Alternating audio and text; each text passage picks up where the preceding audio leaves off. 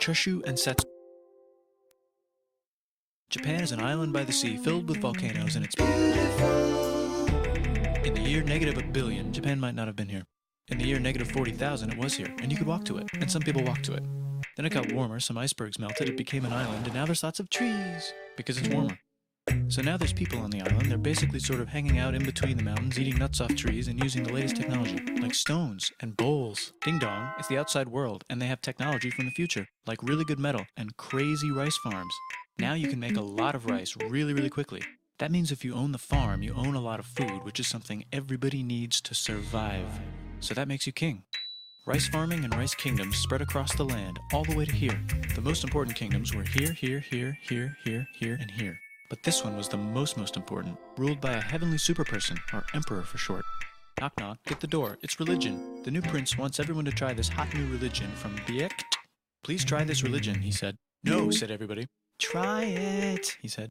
No, said everybody again, quieter this time. And so the religion was put into place, and all the rules that came with it. Then the government was taken over by another clique, and they made some reforms, like making the government govern more, and making the government more like China's government, which is a government that governs more. Hi, China, they said. Hi, dipshit, said China. Can you call us something else other than dipshit, said Japan. Like what, said China. How about Sunrise Land, said Japan. And they stole China's alphabet and wrote a book about themselves. And then they made lots of poetry and art and another book about themselves. Then they stopped moving the capital every time the emperor died and kept it in one place for a while, right here. And they conquered the north, finally. Get that squared away. A rich hipster named Kukai is bored with modern Buddhism, visits China, and learns a better version, which is more spiritual. Comes back, reinvents the alphabet, and causes art and literature to be great for a long time. And the royal palace turned into such a dream world of art that they really didn't give a shit about running the country. So if you live outside the palace, how are you supposed to protect your shit from criminals? Hire a samurai. Everyone started hiring samurai. Rich, important people hired samurai. Poor people who could not afford to hire samurai did not hire samurai. The samurai became organized and powerful, more powerful than the government. So they made their own military government, here. They let the emperor still be emperor, but the shogun is actually in control. Breaking news, the Mongols have invaded China. We've invaded China, said the Mongols. Please respect us, or else we might invade you as well. Okay, said Japan. So the Mongols came over, ready for war, and died in a tornado. But they tried again, and had a nice time fighting with the Japanese, but then died in a tornado.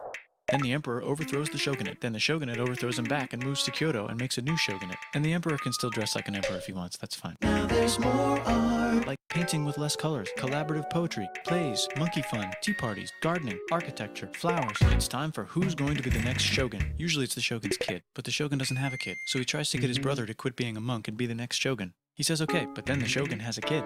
So now who's it gonna be?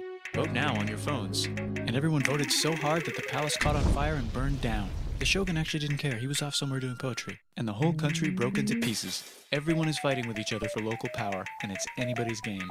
Knock knock, it's Europe. No, they're not here to take over, they just want to sell some shit, like clocks, and guns, and Jesus. So that's cool, but everyone's still fighting each other for control, now with guns. And wouldn't it be nice to control the capital, which right now is puppets, with no one controlling them.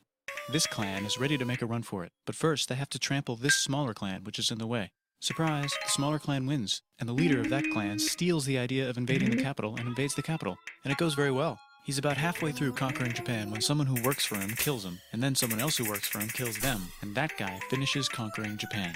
And then he confiscated everybody's swords, and made some rules. And now I'm going to invade Korea, and then hopefully China, he said, and failed, and also died. But before he died, he told these 5 guys to take care of his 5-year-old son until he's old enough to be the next ruler of Japan. And the 5 guys said, yeah, right, it's not going to be this kid, it's going to be one of us, because we're grown-ups. And it's probably going to be this guy, who happens to be way more rich and powerful than the others.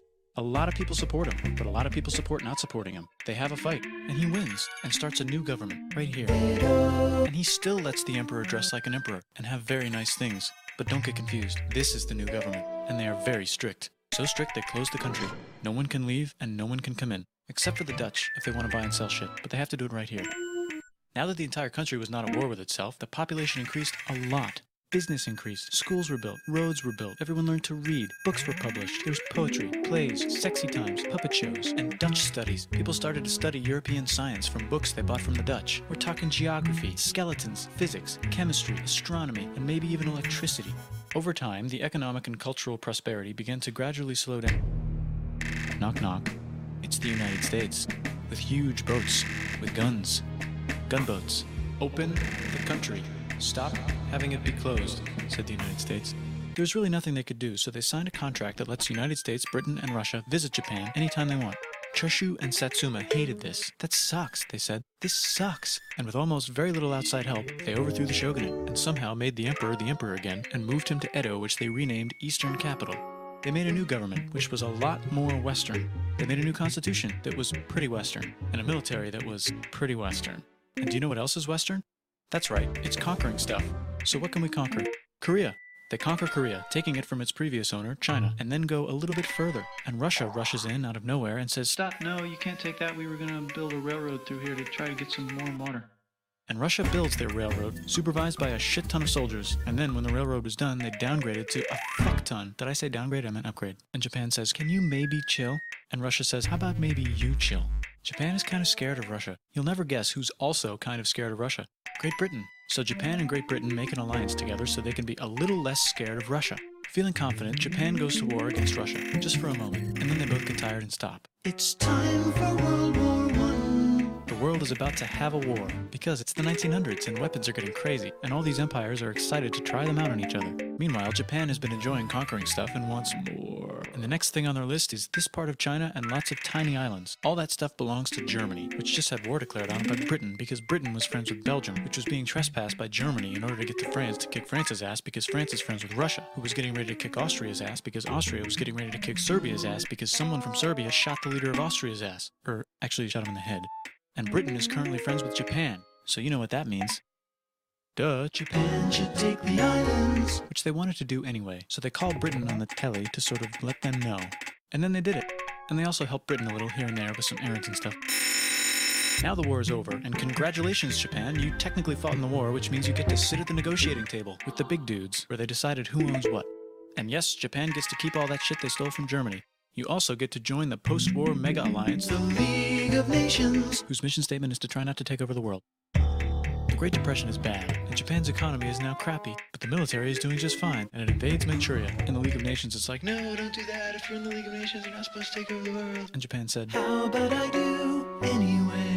and Japan invaded more and more and more and more of China, and was planning to invade the entire East. You've got mail. It's from Germany, the new leader of Germany. He has a cool mustache, and he's trying to take over the world and needs friends. This also got forwarded to Italy. They all decided to be friends because they had so much in common. It's time for World War II. Germany is invading the neighbors. Then they invade the neighbors' neighbors. Then the neighbors' neighbors' neighbors, who happened to be Britain, said, holy shit. And the United States started helping Britain because they are Good friends. and started not helping Japan because they're Friends and our friends are not friends. Plus they're planning on invading the entire ocean. The United States is also working on a large, very huge bomb, bigger than any other bomb, ever, just in case.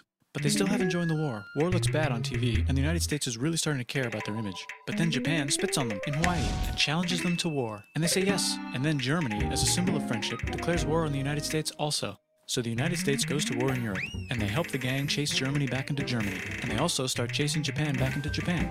And they haven't used the bomb yet, and are curious to see if it works. So they drop it on Japan. They actually drop two.